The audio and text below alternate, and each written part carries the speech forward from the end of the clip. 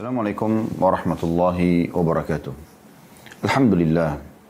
Wassalatu wassalamu ala rasulillah. Segala puji dan puja kehadirat Allah subhanahu wa ta'ala. Juga salawat dan taslim kepada Nabi besar Muhammad sallallahu alaihi wa ala alihi wa sahbihi wasallam. Saudaraku seiman, kita mensyukuri Allah subhanahu wa ta'ala atas segala nikmatnya. Termasuk kita masih diberikan hari ini umur. Di mana dengan umur ini masih ada, jangan sampai disia-siakan. Karena ini bonus yang Allah subhanahu wa ta'ala berikan. Di mana mungkin sudah banyak saudara-saudara kita dari kaum muslimin atau bahkan manusia yang sudah meninggal dan wafat pada hari ini atau sebelumnya. Dan satu hari ini satu hari yang luar biasa. Karena saat ini Anda bisa melipat gandakan pahala Anda di masa lalu. Dengan mengerjakan kewajiban dan sunnah-sunnah pada hari ini. Serta semua perbuatan baik yang dipandang agama baik. Dan juga kalau Anda memiliki kesalahan di masa lalu, Anda punya kesempatan untuk taubat nasuha atau kembali kepada Allah subhanahu wa ta'ala. Sehingga dosa-dosa Anda yang nanti akan melilit Anda di akhirat dan membuat Anda terjerat masuk ke dalam neraka bisa dimaafkan. Oleh karena itu teman-teman sekalian, renungi di awal pembukaan kita perkataan Abdullah bin Umar radhiyallahu anhuma, kalau engkau tiba di pagi hari jangan tunggu sore hari. Karena tidak ada jaminan kita masih bisa hidup. Dan kalau engkau tiba di sore hari, jangan tunggu pagi hari, karena juga sama tidak ada jaminan kita masih bisa hidup sampai esok hari. Oleh karena itu hari ini adalah hari emas kita, maksimalkan agar kita bisa ibadah kepada Allah subhanahu wa ta'ala. Pada kesempatan ini kita akan bahas teman-teman sekalian tentang keutamaan bulan Muharram. Dan mungkin ada yang bertanya-tanya, memang ada apa dengan bulan Muharram? Kenapa dikhususkan tema membahas bulan Muharram? Nah ini pentingnya kita membahas teman-teman sekalian.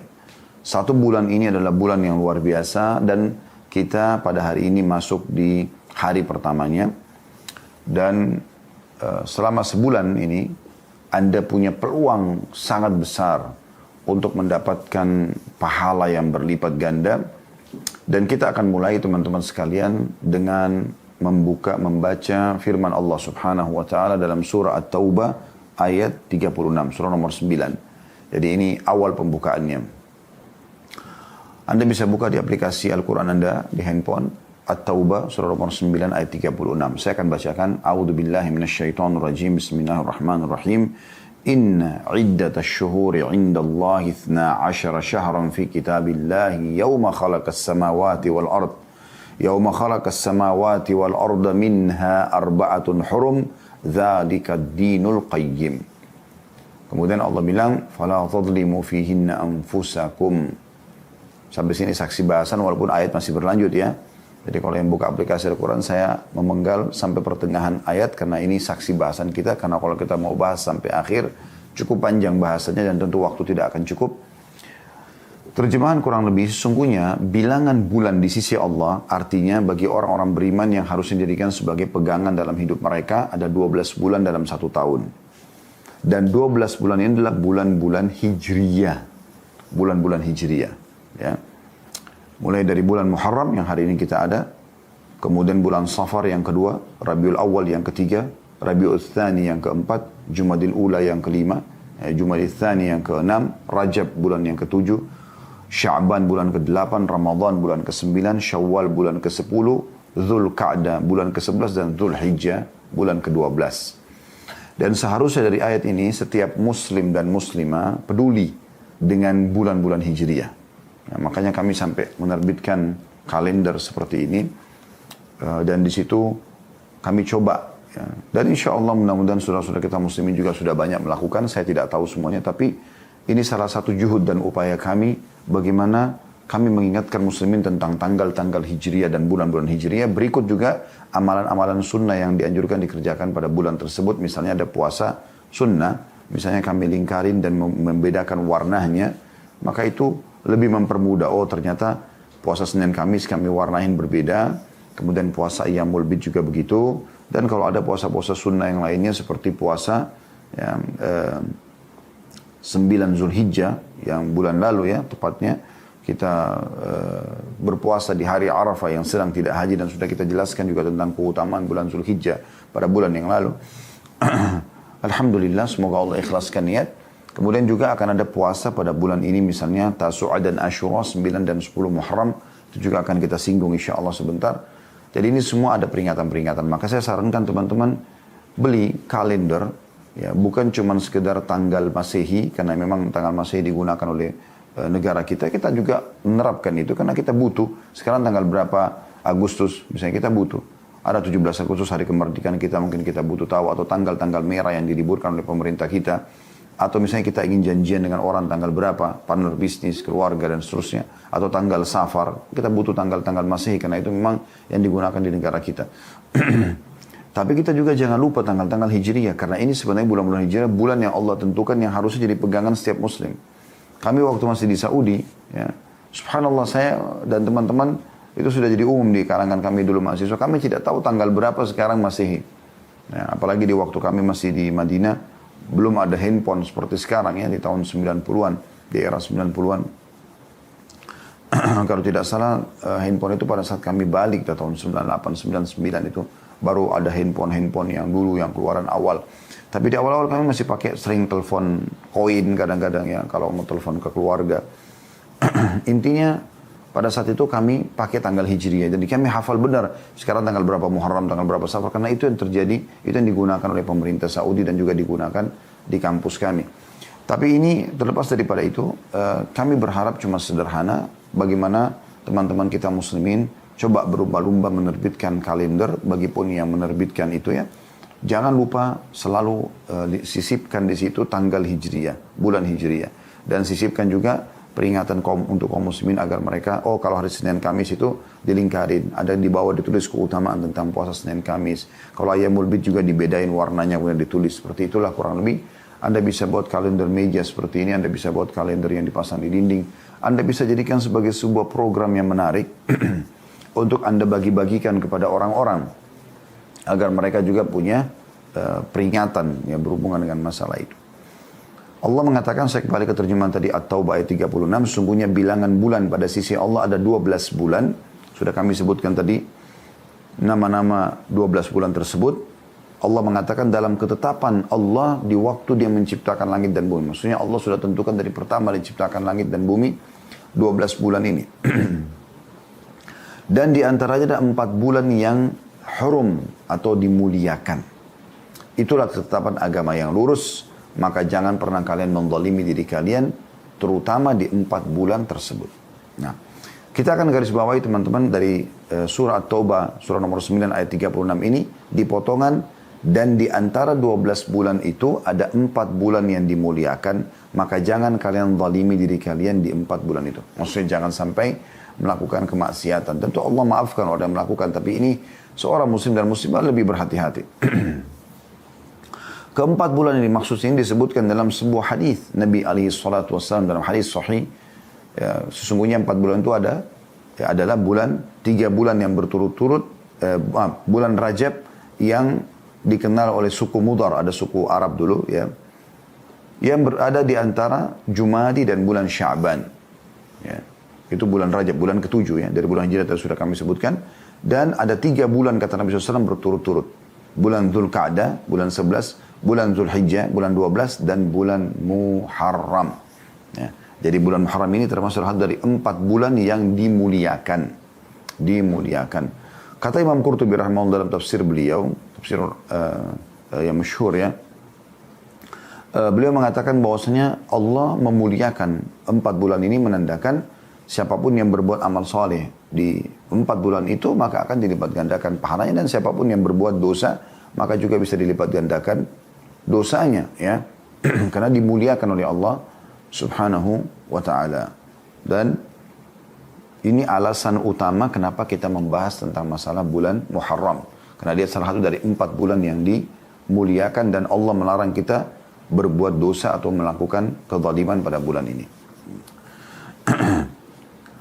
Kemudian teman-teman sekalian perlu juga digarisbawahi bahwasanya bulan Muharram ini, nama Muharram ini terjadi setelah Nabi SAW ya, diutus.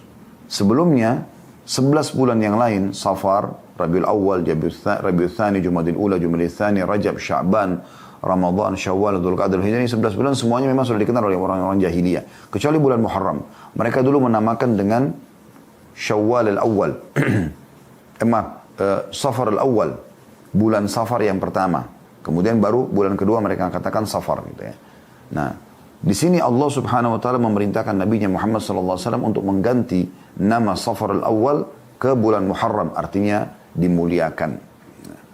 Dan bulan ini teman-teman sekalian, ya, bulan yang sangat luar biasa, ya, karena disandarkan juga kepada Allah Subhanahu wa taala atau dikenal dengan Syahrullah. Ya, itu perintah Allah Subhanahu wa taala kepada Nabi Muhammad sallallahu alaihi wasallam. Ya.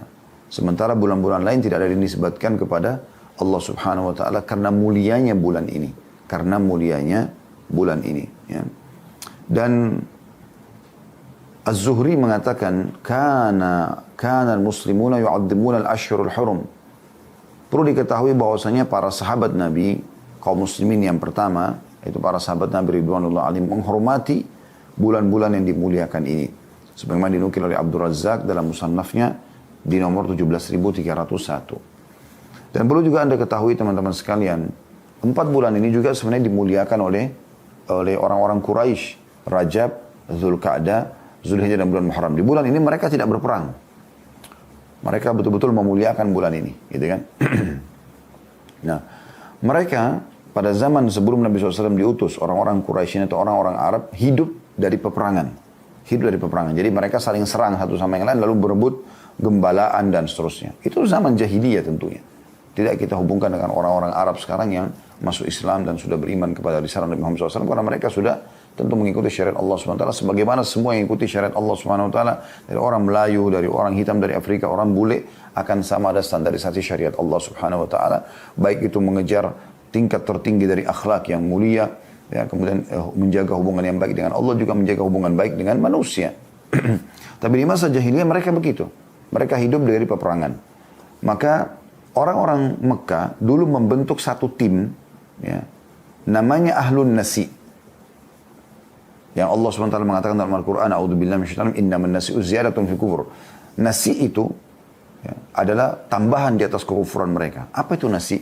Mereka memuliakan bulan wilayah haram dan mereka memuliakan bulan-bulan dimuliakan ini. Tapi karena mereka hidup dari peperangan, maka di 4 bulan ini susah bagi mereka. Kelamaan kalau mereka tidak berperang. Maka mereka membentuk satu tim, dikenal dengan Ahlun Nasi. Mereka ini khusus punya wewenang untuk mengubah-ubah nama. Misalnya, pas tiba bulan Rajab, mereka tidak boleh berperang. Maka mereka mengatakan, udah, khusus orang ini bisa mengatakan, ini bukan Rajab sekarang. Kita Sya'ban sekarang. Rajab nanti bulan depan aja. Dia ubah-ubah gitu. Atau dia mengganti-ganti nama. Jadi kacau susunan bulan-bulan Hijriyah ini. Kacau sekali pada saat itu. Ya. Misal bulan ini mereka mau perang, pas bulan Zulqa'dah misalnya. Zulqa'dah bulan Muharram. Mereka ganti. Mereka balik. Zulqa'dah dimajukan di bulan Syawal. Syawal diundurkan. Jadi dikacaukan seperti itu. Sehingga mereka sudah tidak tahu lagi urutan yang sebenarnya. Urutan yang sebenarnya. Kemudian Nabi SAW kembali menata bulan-bulan tersebut. Hadis yang masyhur dalam masalah hadis Bukhari dan Muslim. Dinukil dari Abu Bakar radhiyallahu anhu bahwasanya Nabi SAW bersabda, ini pas di haji wada, ya. Haji perpisahan Nabi SAW dengan umatnya. Karena itu haji pertama dan haji terakhir Nabi SAW. Beliau mengatakan, Az-zamanu kadistadara kahayatihi yawma khalaqas samawati wal ard. Ya.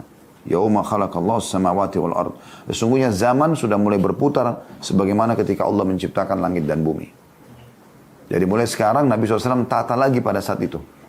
Mana Muharram, mana Safar, mana Rabiul Awal, dan urutan yang benar. Sudah kembali lagi. Setelah dikacaukan oleh orang-orang Quraisy pada masa jahiliyah mereka. As-sanatu 12 syahran. Ketahuilah 1 tahun itu hitungannya 12 bulan. Minha arba'atun hurum. Ya. Minha arba'atun hurum. Di antaranya ada 4 bulan yang dimuliakan. Thalathatun, ya, mutawaliyatun dzul ka'dati wa dzul hijjati wal muharram.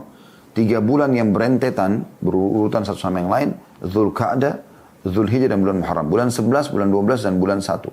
Ya. Wa Rajabun mudara alladhi baina Jumada wa Sya'ban. Dan bulan Rajab yang dikenal oleh suku Mudar yang terhimpit antara bulan Jumada dan bulan Sya'ban. Itu bulan ke-7 ya. Bulan Jumada di bulan yang ke-6 dan bulan Sya'ban bulan yang ke-8. Maka di sini Nabi SAW dalam hadis sahih ini mengembalikan urutan-urutan yang sudah dikacaukan oleh ahlun nasi tadi. Dan menghapus semua tradisi jahiliyah itu. Kemudian teman-teman sekalian, bulan ini, bulan Muharram ini, bulan dikenal dengan bulan Allah subhanahu wa ta'ala. Sebagaimana dalam hadis yang sahih riwayat Muslim, dari Abu Hurairah radhiyallahu anhu bahwasanya Nabi SAW bersabda, "Afdalus siyami ba'da Ramadan syahrullahil Muharram."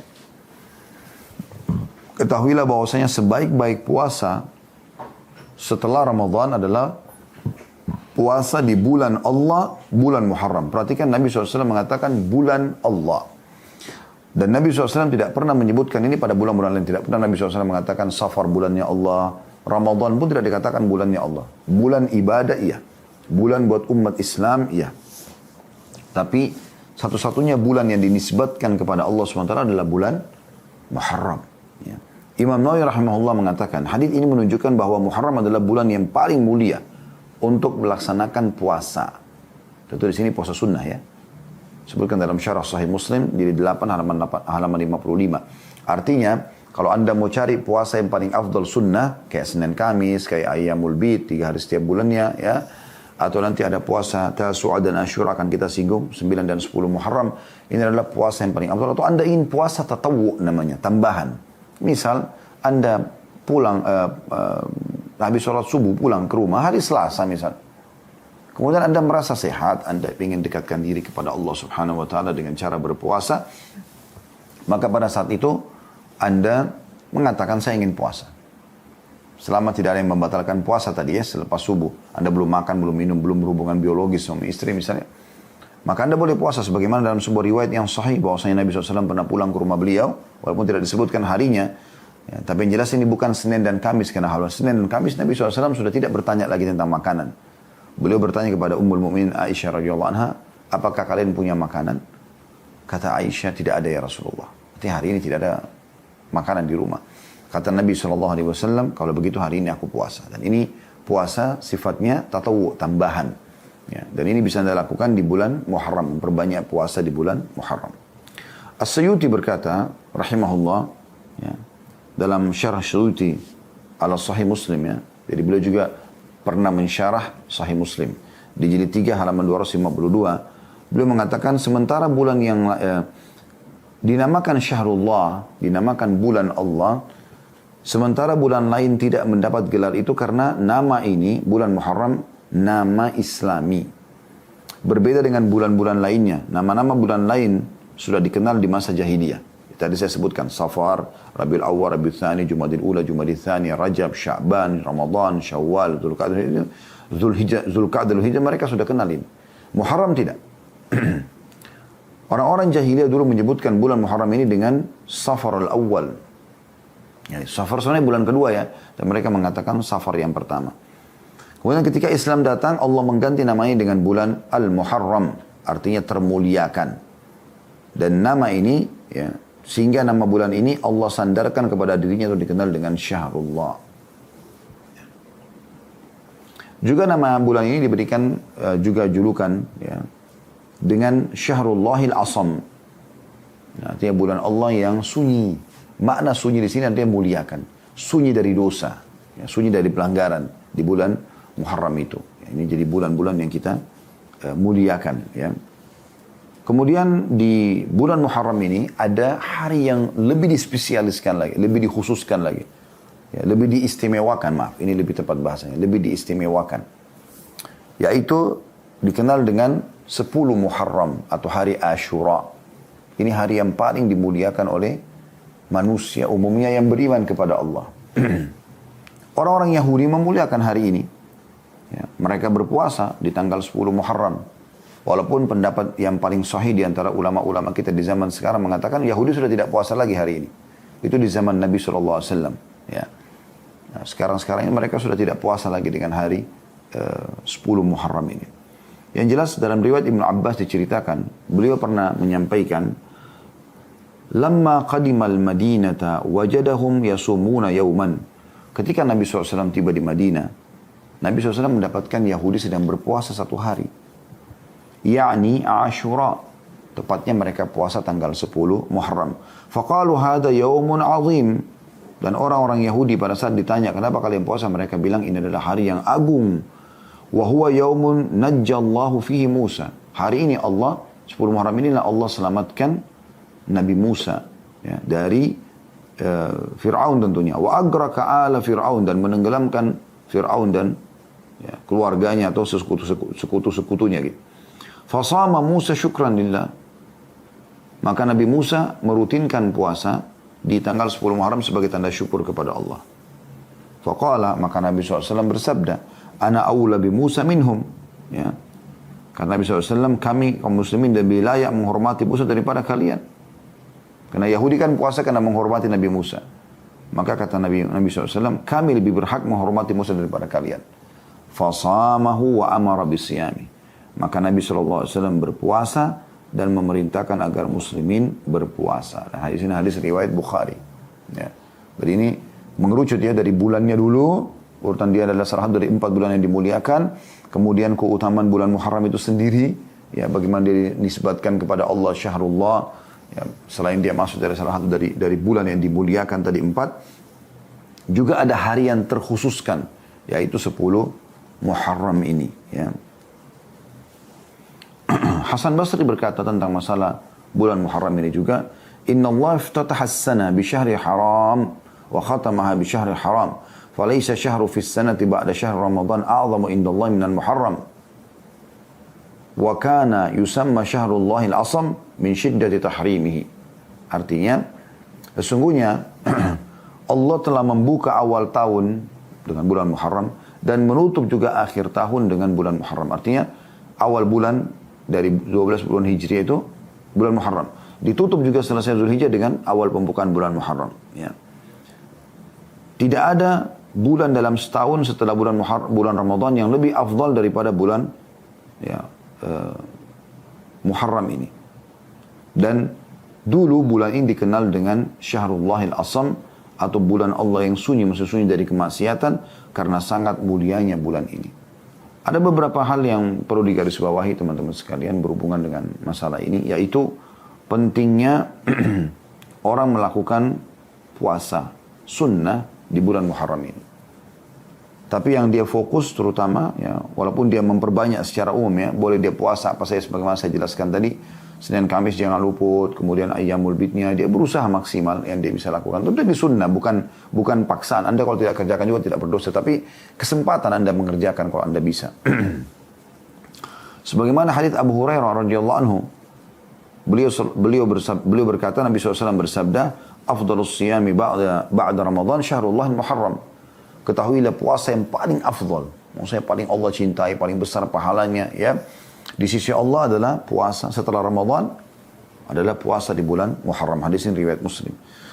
Juga Ibnu Abbas radhiyallahu anhu mengatakan, "Ma ra'aitu an-nabiy sallallahu alaihi wasallam yataharra siyamu yawma fadlatu ala ghairihi illa hadzal yawm, yawm Ashura, wa hadha asy-syahr yakni syahr Ramadan." Aku tidak pernah, kata Abdullah bin Abbas radhiyallahu anhu, melihat Nabi sallallahu alaihi wasallam memilih satu hari untuk puasa yang lebih beliau unggulkan. Beliau selalu memperhatikan dengan sangat jeli ya, pada selain bulan Ashura atau tanggal 10 Muharram dan puasa Ramadan. Hadis ini riwayat Bukhari Muslim. Jadi Nabi SAW betul-betul tidak mau kehilangan ini. Kalau Anda bertanya, lalu apa keutamanya Ustaz puasa hari Ashura itu? Dengarkan hadisnya. Ya. Hadis Abu Musa al-Asy'ari radhiyallahu anhu. Jadi ini jangan luput ya, hari ini kita tanggal 1 Muharram ya. Dan insya Allah 9 hari dari sekarang ya, 8 hari dari sekarang kurang lebih, karena 9 dan 10 kita dianjurkan puasa ya. Kita mulai dulu tanggal 10-nya karena ini puncaknya puasa sebenarnya, yang sangat ditekankan ini.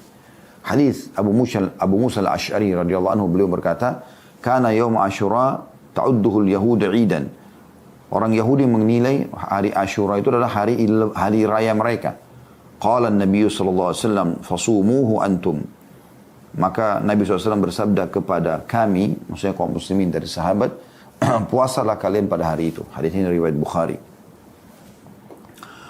Juga hadis Abu Qatadah al-Ansari radhiyallahu anhu. Jadi yang pertama tadi ya, punya perintah dari Nabi SAW untuk puasa hari Asyura itu, tanggal 10 Muharram. Kemudian hadis tadi itu sudah kita sebutkan diriwayatkan Abu Musa al-Asy'ari radhiyallahu anhu. Hadis Abu Qatadah al-Ansari radhiyallahu anhu, hadis yang lain, beliau mengatakan su'ila an shaum yaum Asyura faqala kaffaratun sanah. Bahwasanya telah ditanyakan kepada Nabi SAW, apa sih keutamanya puasa satu hari Asyura itu 10 Muharram, maka beliau mengatakan bisa membersihkan dosa-dosa setahun yang lalu. 365 hari dosa kita dimaafkan yang lalu. Hadis ini riwayat Muslim dan juga Ahmad.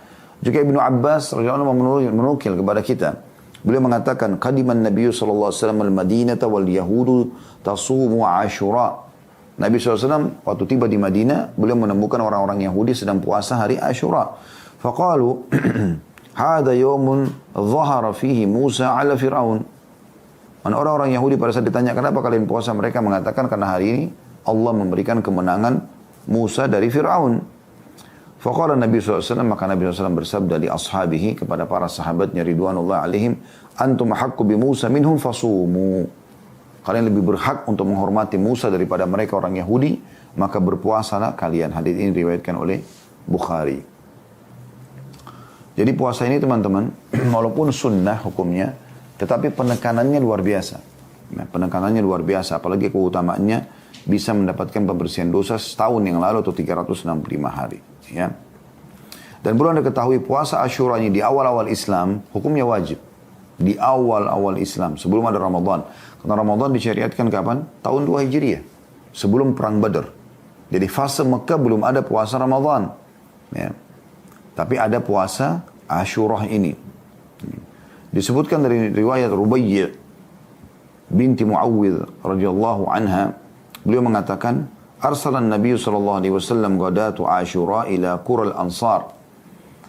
Bahwasanya Nabi SAW suatu hari pernah mengutus seseorang mendatangi perkampungan orang-orang Ansar di Madinah untuk menyampaikan pesan. Man asbaha muftiran falyutim baqiyata yaumihi wa man asbaha sha'iman falyasum. Barang siapa yang di pagi hari ini sudah makan, maka hendaklah dia tetap puasa sampai maghrib. Itu hari Asyura ya. Dan barang siapa yang sudah puasa, maka lanjutkan puasanya. Qalat, maka Rubayy berkata radhiyallahu anha, fakunna nasumu ba'd wa nasumu wa nusawwimu ya, sibyanana.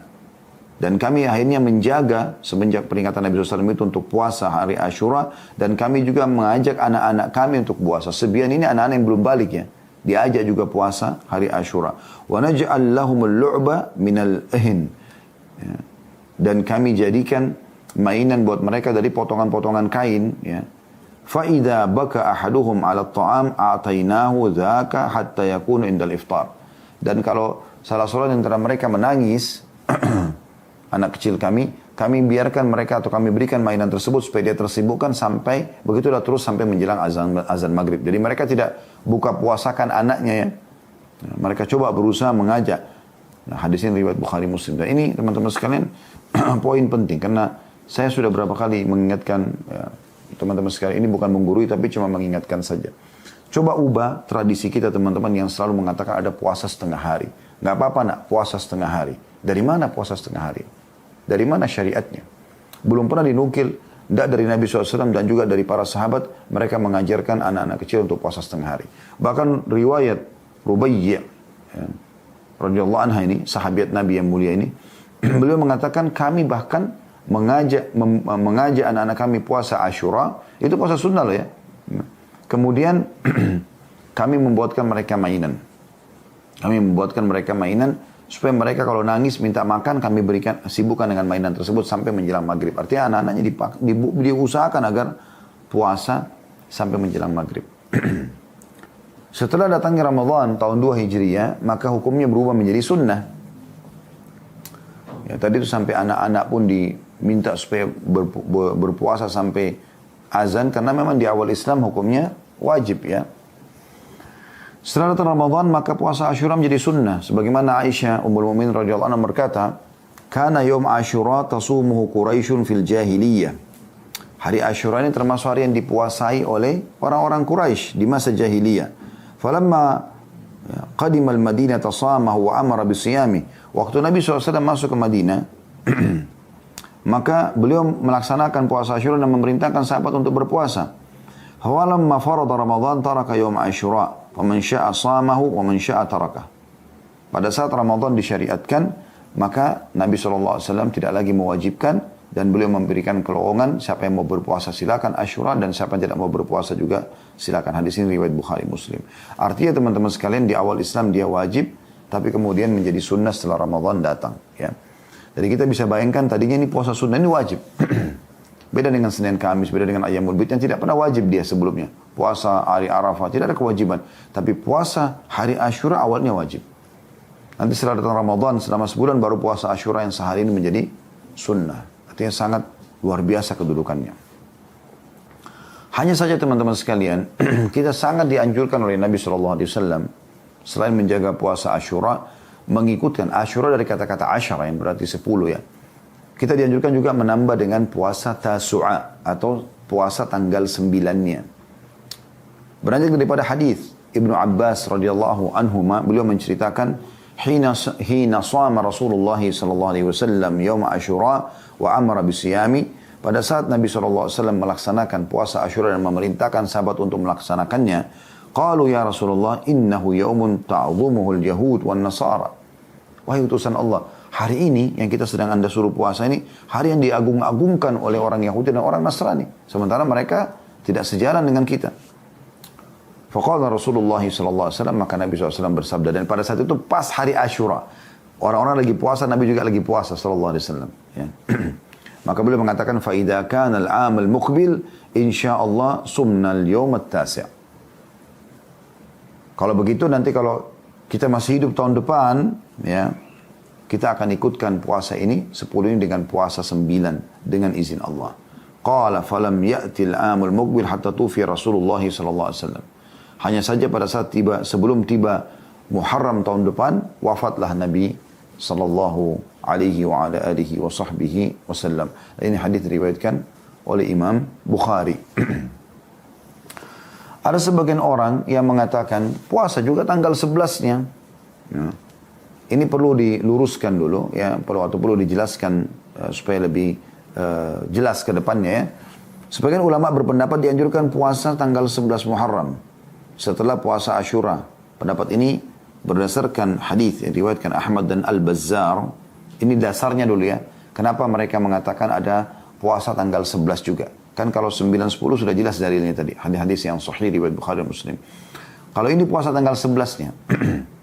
Belanjak daripada hadis ya, yang mereka anggap hadis ini ya, berbunyi sumu yawma Asyura wa khalifu fihi al-yahud wa sumu qablahu yawman aw ba'dahu yawman. Puasalah hari Asyura dan jangan sama dengan puasanya orang Yahudi. Puasalah sehari sebelumnya atau sehari setelahnya. Hadis ini dihasankan oleh Syekh Ahmad Syakir. Hadis ini juga dikuatkan dengan hadis lain diriwayatkan oleh Baihaqi dalam Sunan Al-Kubra, sumu qablahu yawman wa ba'dahu yawman. Puasalah sehari sebelumnya dan sehari sesudahnya. Ya. Dengan menggunakan kata waw. Ya. Di sini artinya dan ya. Seakan-akan puasalah sehari sebelumnya 9 bulan Asyura kemudian dan lanjutkan 10-nya gitu ya. Al-Hafidh Ibnu Hajar punya penjelasan yang bagus berhubungan dengan masalah hadis ini. Beliau mengatakan hadis ini diriwayatkan Ahmad dan Al-Baihaqi dan Al-Baihaqi dengan sanad yang dhaif, yang lemah. Karena keadaan perawi yang bernama Muhammad bin Abi Laylah yang lemah di kalangan para ulama hadis. Akan tapi dia tidak sendirian. Hadis ini memiliki juga penguat dari Salih bin Abi Salih bin Hayy. Ya. Demikian juga keterangan Syekh Muhammad bin Salih al-Munajjid. Sementara itu ulama lain berpendapat bahwa puasa tanggal 11 tidak disyariatkan. Jadi ada yang mengatakan dia dianjurkan karena dalilnya tadi itu. Ya. Kemudian sebagian ulama yang lain mengatakan puasa 11 tidak disyariatkan. Karena hadis ini sanadnya lemah. Sebagaimana keterangan Al-Albani dan Syekh Shu'aib Al-Arnaud dalam Ta'liq Musnad Imam Ahmad atau menanggapi Musnad Imam Ahmad ya.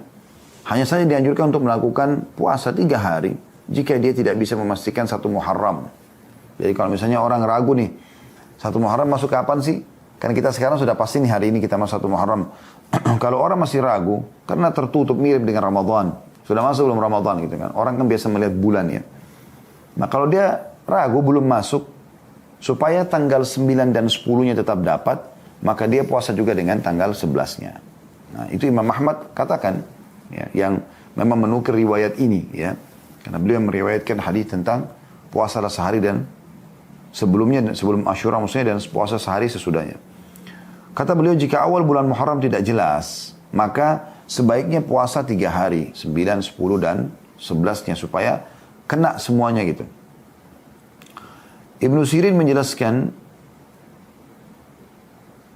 beliau mempraktikkan hal itu agar lebih yakin untuk mendapatkan, ya, maaf, ini keterangan dari Ibnu Sirin dinukil oleh Imam Ahmad. Ibnu Sirin sebelum Imam Ahmad. Ya. Kemudian Imam Ahmad mengatakan beliau mempraktikkan, maksudnya Ibnu Sirin, hal itu agar lebih yakin untuk mendapatkan puasa 9 dan 10. Selain daripada itu juga, puasa 3 hari, 9, 10, dan 11, ya, masuk dalam cakupan hadis yang menganjurkan memperbanyak puasa di bulan Muharram, sebagaimana hadis Abu Hurairah radhiyallahu anhu, hadis riwayat Muslim, sebaik-baik puasa bulan setelah Ramadan adalah puasa bulan Allah Muharram. Ya, bulan Muharram. Jadi kalau ada orang yang ragu, Muharram sudah masuk belum sih tanggal 1-nya? Nah, dia ragu. Keraguan dia ini, teman-teman sekalian, boleh dia lakukan puasa 3 hari. Anjurannya, karena ini sunnah semua. Anda kerjakan juga tidak ada masalah, Anda tidak kerjakan juga tidak ada masalah. Ya. Tetapi yang sedang dibahas ini adalah tingkatan hadis yang dikhilafi oleh para ulama atau ulama berikhtilaf tentang masalah hadis ini bisa diterima atau tidak, tentang puasa sehari sebelumnya atau puasa sesudahnya.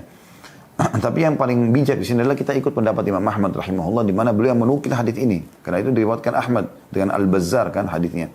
Beliau mengatakan kalau orang ragu, bisa saja Imam Ahmad mengatakan sudah enggak, puasa aja, karena memang hadisnya ada begini. Karena beliau menukil riwayat itu kan. Tapi beliau mengatakan bagi orang yang ragu 1 Muharram sudah masuk atau belum, maka sebaiknya dia puasa 9, 10, dan 11. Agar ya dia bisa memastikan 9, 10 dia dapatkan. Nah, begitu maksudnya. Ya, tapi kalau ada pun orang mau puasa 3 hari ini, walaupun dia sudah tahu pasti tanggal 1 Muharram sudah masuk, kita sekarang sudah tahu pasti, maka itu boleh saja. Karena ini puasa sunnah. Dan dia masuk dalam keumuman dalil hadis yang menganjurkan agar memperbanyak puasa di bulan Muharram. Seperti itu kurang lebih gambaran yang disampaikan. Sekarang pertanyaan muncul, apakah boleh orang puasa tanggal 10 saja tanpa mengikuti 9-nya? Atau orang ada halangan 9, dia boleh nggak supaya dapat puasa 2 hari itu 10 sama 11? Maka ini khilaf panjang lebar di antara para ulama. Ya. Dinukil dari Syekh bin Baz rahimahullah, beliau mengatakan, sebagian ulama berpendapat puasa tanggal 10 saja hukumnya makruh. Kata beliau, tanggal 10 saja hukumnya makruh. Karena Nabi SAW berencana untuk puasa tanggal 9 kalau masih hidup tahun depan, sebagaimana dalam hadis, dan tujuannya untuk menyelisih puasa orang Yahudi. Ada juga pendapat yang lain, ya, yang mengatakan bahwa melakukan puasa tanggal 10 saja tidak makruh. Boleh saja, karena dia sunnah hukumnya. Akan tapi yang lebih baik diiringi dengan puasa sehari sebelumnya, atau kalau memang ada halangan, dia puasa sehari sesudahnya. Agar menjalankan apa yang Nabi SAW inginkan, yaitu tidak sama dengan orang-orang Yahudi. Ya. Walaupun sekarang, umumnya pendapat ulama mengatakan sudah tidak ada lagi orang Yahudi mengerjakan puasa Asyura. Bahkan mereka bisa dikatakan tidak ada puasa yang mereka rutin kerjakan gitu. Juga teman-teman sekalian, ya, pernah ditanya kepada Syekh Utsaimin rahimahullah, bolehkah puasa tanggal 10 Muharram tanpa puasa sehari sebelumnya atau sehari sesudahnya? Mengingat ada sebagian orang yang mengatakan bahwa hukum makruh untuk puasa tanggal 10 Muharram telah hilang. Ya. Disebabkan pada saat ini orang-orang Yahudi dan Nasrani tidak lagi melakukan puasa hari Asyura. Kan hadis tadi yang menyuruh kita puasa tanggal 9, kata Nabi SAW, kalau kita masih hidup tahun depan, kita akan lanjutkan, atau kita akan tambahkan puasa 9-nya. Karena waktu itu sahabat kan mengeluh orang-orang Yahudi dan Nasrani mengagungkan hari ini. Nah, sekarang ditemukan orang Yahudi dan Nasrani tidak lagi mengagungkan dan tidak puasa lagi. Maka seorang menanya mengatakan, sebab makruhnya sudah tidak ada, apakah kita boleh puasa tanggal 10 saja? Belum menjawab, makruhnya puasa pada tanggal 10 saja bukanlah pendapat yang disepakati oleh para ulama. Artinya, pendapat yang disampaikan oleh Syekh bin Baz rahimahullah itu adalah pendapat. Dan itu bukan kesepakatan ulama. Ijtihad gitu ya. Di antara mereka ada yang berpendapat tidak makruh melakukan puasa tanggal 10 saja, namun sebaiknya dia berpuasa sehari sebelumnya dan sehari sesudahnya. Dan puasa tanggal 9 lebih baik daripada puasa tanggal 11. Maksudnya yang lebih baik dia berpuasa sehari sebelumnya, karena Nabi SAW mengatakan jika kita masih hidup tahun depan, maka kita akan hubungkan 10 ini dengan 9. Dan beliau mengatakan pendapat yang lebih kuat adalah melaksanakan puasa 10 saja hukumnya tidak makruh. Akan tetapi lebih baik diiringi dengan sehari sebelumnya atau sehari sesudahnya. Dan ini poin penting yang harus digarisbawahi teman-teman sekalian. Ya. Baik, intinya jangan kehilangan puasa hari Asyuranya. Kalau Anda mampu puasa 9 dan 10 itu yang paling baik. Kalau Anda tidak bisa, Anda puasa 10 dan 11 supaya bertolak belakang dengan orang-orang Yahudi kalaupun mereka masih ada yang puasa. Walaupun pendapat sebagian orang, sekarang mereka sudah tidak puasa. Tapi kalau Anda tidak punya kesempatan kecuali satu hari saja, Anda boleh lakukan. Dan itu pendapat kata Syekh Utsaimin rahimahullah, pendapat yang paling kuat tadi ya.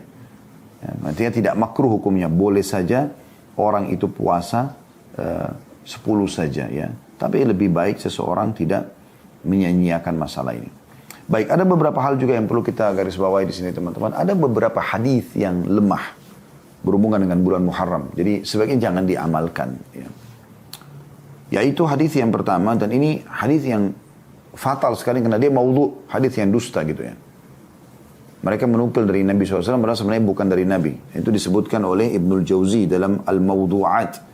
Buku Mawdu'at, hadis-hadis tentang maudhu, jilid 2 halaman 199. Dan Asy-Syaukani juga sebutkan dalam Al-Fawaid.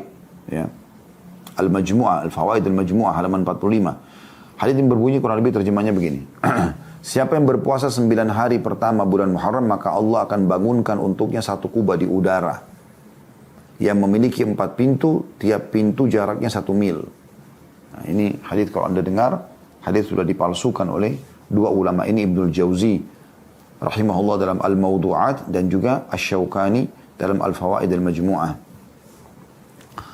Kemudian walaupun ada pendapat yang mengatakan ya, surah Al-Fajr ayat-ayat pertamanya itu a'udzubillahi minasyaitonirrajim yang berbunyi bismillahirrahmanirrahim wal fajri wa layalin ashr ya. Ini ada yang pendapat mengatakan demi waktu subuh dan 10 malam berturut-turut. Mereka mengatakan ini, ada pendapat yang mengatakan ini adalah 10 awal bulan Muharram, tapi pendapat yang paling kuat itu adalah 10 awal bulan Dzulhijjah. Jadi anjuran puasanya bukan 9 hari berturut-turut, tapi tanggal 9 dan 10-nya sebagaimana sudah kita sebutkan tadi. Hadis yang kedua adalah hadis yang disebutkan oleh Asy-Syaukani masih sama dalam kitab Al-Fawaid Al-Majmu'ah di halaman 45. Beliau mengatakan hadis ini juga termasuk masyhur. Mereka mengatakan hadis, makanya saya tidak katakan Nabi SAW bersabda ya, karena hadis ini hadis palsu menurut beliau. Siapa yang berpuasa hari terakhir bulan Dzulhijjah dan hari pertama bulan Muharram, hari terakhir bulan Dzulhijjah, tanggal terakhir Dzulhijjah dan masuk 1 Muharramnya, dia puasa 2 hari. Berarti dia telah mengakhiri penghujung tahun dan mengawali tahun baru dengan puasa. Allah jadikan puasanya itu sebagai kafarat atau pembersihan dosa-dosa selama 5 tahun. Ya. Jadi hadis ini juga masyhur ya. Di Indonesia sebagian ada orang mengamalkan ini. Artinya puasa hari terakhir bulan Muharram, bulan Dzulhijjah, akhir tahun, dan puasa di awal tahun 1 Muharram. Ini kalau orang puasa maka dapat pembersihan dosa 5 tahun. Ini hadisnya palsu. Ya. Anda bisa kembali ke kitab Al-Fawaid Al-Majmu'ah di halaman 45 oleh Asy-Syaukani. Hadis yang ketiga, sesungguhnya Allah, ini hadis juga disebutkan masih sama, ya, Al-Fawaid Al-Majmu'ah oleh Asy-Syaukani di halaman 46, satu halaman setelahnya. Sesungguhnya Allah mewajibkan Bani Israel berpuasa sehari dalam setahun, yaitu hari Asyura, ya, hari ke-10 bulan Muharram. Karena puasalah kalian di bulan Muharram dan berilah kelonggaran atau makan dan pakaian baru untuk keluarga kalian. Karena inilah hari di mana Allah menerima taubat Adam alaihissalam. Nah ini hadis sama juga. Dikatakan oleh beliau tidak benar hadisnya ya. Makanya ada orang bahkan disampaikan di khutbah Jumat kadang-kadang di bulan Muharram disuruh untuk menambahkan nafkah, memberikan baju baru keluarga. Padahal hadis ini tidak benar. Jadi dinukil oleh Asy-Syaukani dikatakan hadis ini tidak benar dalam Al-Fawaid Al-Majmu'ah di halaman 46. Jadi tidak ada hubungannya antara bulan Muharram dengan perbuatan-perbuatan ini. Kemudian hadis yang keempat, hadis ini juga disebutkan oleh Al-Albani dalam silsilah hadis dhaifah nomor 412, yaitu hadis siapa yang berpuasa sehari di bulan Muharram maka untuk satu hari puasa itu dia mendapatkan puasa 30 hari. Satu hari puasa pahalanya 30 hari. Ini hadisnya lemah. Ya. Hadis yang kelima adalah hadis ya, disebutkan juga oleh Albani dalam Dhaif Al-Jami' As-Saghir nomor 1805 yang berbunyi kurang lebih terjemahnya, bulan yang paling mulia adalah bulan Muharram. Ya, puasa paling afdal bulan Muharram ini adalah iya. Ya. Tapi kalau dikatakan bulan Muharram adalah bulan yang paling mulia, seakan-akan mengalahkan Ramadan, maka ini hadis yang lemah.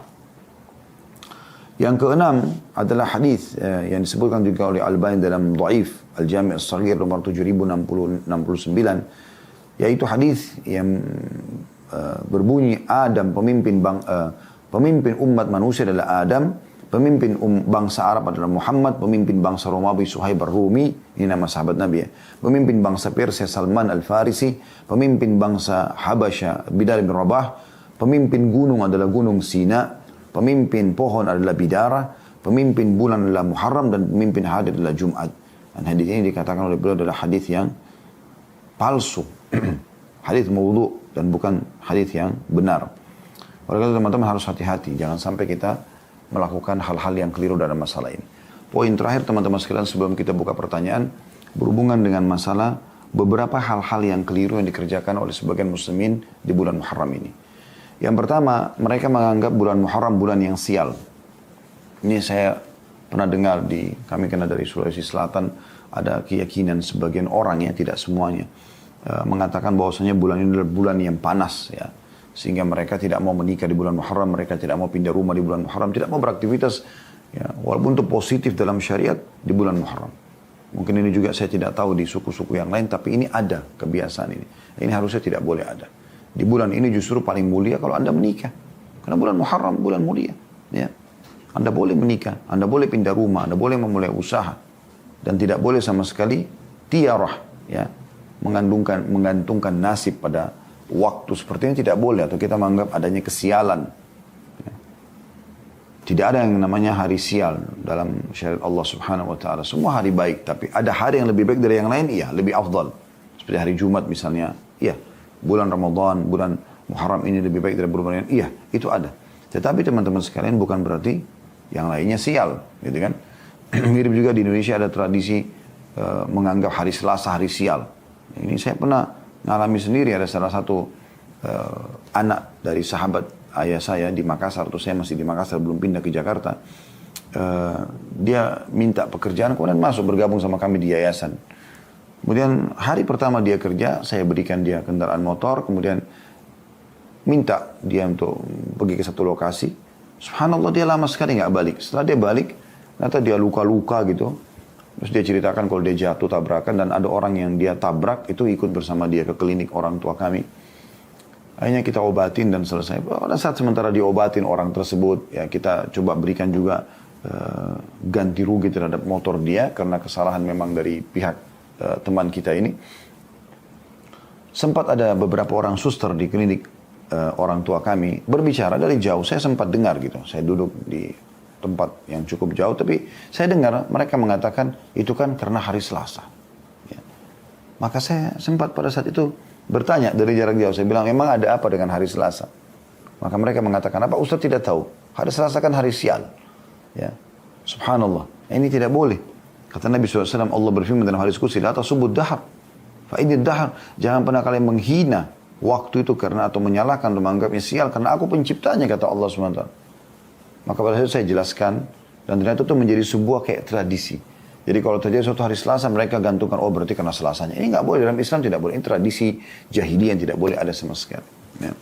Kemudian juga ada hal yang sering dikerjakan oleh Syiah. Orang-orang Syiah. Terutama Rafidah. Mereka menganggap karena Husain radhiyallahu anhu terbunuh di Karbala di tanggal 10 Muharram, maka mereka pada hari itu keluar, kemudian mereka menunjukkan kesedihannya ya, dengan memakai baju hitam, kemudian mereka memadamkan cahaya, mereka mengajak anak-anak keluar di pinggir jalan, bahkan mereka melukai tubuh mereka dengan pisau ya, kepala, badannya, bahkan anak kecil pun dilukai. Ya, karena menganggap peduli terhadap Husain radhiyallahu anhu. Ini perbuatan yang keliru sekali. Belum pernah dinukil satupun dari para sahabat Nabi Ridwanul Alim yang masih hidup di masa itu ya. Ada Abdullah bin Umar, ada Abdullah bin Abbas, banyak. Ada Jabir bin Abdullah, ada Usama bin Zaid dan yang lainnya. Belum pernah dinukil mereka melakukan itu karena meninggalnya Husain. Padahal mereka hidup di masa meninggalnya Husain. Dan ahli sunnah wal jamaah meyakini Husain radhiyallahu anhu mati syahid. Tapi bukan berarti kita bersedih, berlebihan akhirnya sampai membuat ya kita malah menyakiti diri kita, melukai. Tidak boleh. Allah SWT mengatakan, ya, wala taqtulu anfusakum, jangan kalian bunuh diri kalian. Inna Allah kana bikum rahimah. Allah sangat sayang dengan kalian. Kenapa harus dibunuh diri kita? Kenapa harus sakitin? Bahkan kalau anda lihat cuplikannya di YouTube itu luar biasa gitu. Sampai mereka menaruh beling-beling, mereka guling-guling di situ berdarah-darah. Ini semua tidak pernah menyakiti diri. Nggak boleh sama sekali. Kita yakin sebagai seorang muslim Husain mati syahid radhiyallahu anhu.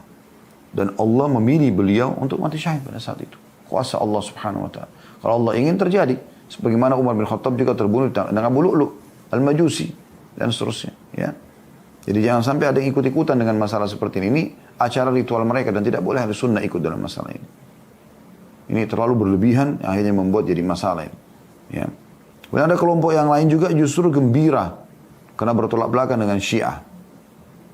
Mereka menganggap harus bertolak belakang dengan Syiah, maka kita bergembira justru di tanggal 10 Muharram. Bukan niatnya karena adalah bulan Muharram, bulan yang mulia. Bukan karena itu. Kan kalau kita gembira sepanjang tahun atau sepanjang bulan Muharram. Dan juga kita muliakan yang tanggal 10-nya dengan berpuasa. Kan gitu. Itu yang Nabi SAW perintahkan. Bukan gembira karena orang Syiah malah sedih. Nah ini keliru juga ini. Ya. Syekh Islam Ibn Taimiyah rahimahullah berkata, dulu di Kufah terdapat kelompok Syiah yang mengkultuskan Husain. Maksudnya berlebihan. Ya. Pemimpin mereka adalah Al-Mukhtar bin Ubaid Al-Thaqafi, Al-Kadzab, dikenal julukannya Al-Kadzab, pendusta orang ini. Ada juga kelompok An-Nasaibah, ya, atau penentang, yang membenci Ali bin Abi Thalib dan keturunannya. Ini juga ngawur gini. Ya. Salah satu pemimpin kelompok mereka adalah Al-Hajjaj bin Yusuf Al-Thaqafi. Maka ini dua-duanya ada. Ya, kata beliau si pendusta adalah Mukhtar bin Ubaid. Ya. Sedangkan si perusak adalah Hajjaj bin Yusuf Al-Thaqafi. Dua-duanya salah ini dalam pemahaman mereka. Orang Syiah menampakkan kesedihan di hari Ashura, sementara orang Khawarij menampakkan kegembiraan. Bid'ah, gembira berasal dari manusia, pengekor kebatilan mereka. Ya. Nggak boleh ini. Dan ini hanya ijtihad dari kedua pemimpin tadi yang sudah kita sebutkan. Ya. Dan semua ini perbuatan yang tidak pernah dinukil dari kaum salaf. Tidak ada seorang pun ulama besar dari 4 mazhab menganjurkan untuk mengikuti salah satunya. Demikian pula tidak ada dalil syariah yang menganjurkan melakukan hal tersebut. Dinukil dari kitab Minhajul Sunnah An-Nabawi, Minhajul Sunnah Nabawi, jilid 4 halaman 455. Jadi ini juga perlu digarisbawahi dan jangan sampai kita terjerumus dalam masalah seperti ini. Juga ada dinukil di Indonesia tidak asing bulan Muharram, bulan santunan buat anak yatim. Ya. Karena dikatakan ada hadis ya dari kitab Tanbihul Ghafilin, man massaha yadahu ala ra'si yatim yawma Ashura rafa'allahu ta'ala bi kulli sya'ratin daraja. Siapa yang mengusap tangannya pada kepala anak yatim di hari Ashura atau tanggal 10 Muharram, maka Allah akan mengangkat derajatnya dengan setiap helai rambut yang diusap 1 derajat. Hadis ini menjadi motivator utamanya ya, sehingga mereka berlomba-lomba untuk menyantuni anak yatim di tanggal 10 Muharram. Dan ini teman-teman sekalian, hadis ini statusnya adalah hadis maudhu. Kalau anda kembali kepada pendapat para ulama ya. Dari jalur sanadnya terdapat seseorang perawi bernama Habib bin Abi Habib. Habib bin Abi Habib, Abu Muhammad. Para ulama hadis menyatakan bahwa perawi ini matruk, ditinggalkan. Ya, kalau sudah matruk nggak diterima lagi hadisnya. Ya. Dan komentar-komentar ulama besar tentang Habib bin Abi Habib ini sangat jelas, seperti Imam Ahmad mengatakan Habib bin Abi Habib pernah berdusta. Ibnu Adi mengatakan Habib pernah memalsukan hadis dalam kitab Al-Mawdu'at. Az-Zahabi mengatakan, Imam Zahabi yang masyhur ya, tertuduh berdusta. Ini bahasa-bahasa ini berarti sudah jelas tidak diterima hadisnya. Para ulama menyimpulkan bahwa hadis ini adalah hadis palsu. Abu Hatim mengatakan hadis ini adalah hadis batil, tidak ada asalnya. Dia mengunggul dari kitab Al-Mawdu'at. Ya. Jadi jelas sekali tidak ada khususnya mensponsori yatim di 10 Muharram. Tapi anjuran untuk berbuat kepada anak yatim ada sepanjang tahun. Hadis yang sangat masyhur kata Nabi SAW, ana wa kafirul yatim kahataini fil jannah wa asyara bis sababati wal wusta. Ya. Wa farraka bainahuma qalila. Ya, artinya aku dan sponsor anak yatim seperti ini, ya. Lalu memperdekat antara dua jari ini, ya, dari telunjuk sama jari tengah. Tapi belum menjarakkan sedikit. Artinya ada jarak nanti di surga, ya, seperti itu. Hadis-hadis riwayat Bukhari. Dan ini hadis yang sahih. Ya, tapi ini bukan di bulan Muharram, dia di semua bulan. Dan hadis tadi jelas ada Habib bin Abi Habib yang dikenal orangnya itu berdusta. Dan ini penting teman-teman sekalian untuk digaris bawahi. Allahu a'lam bis-shawab. Ya.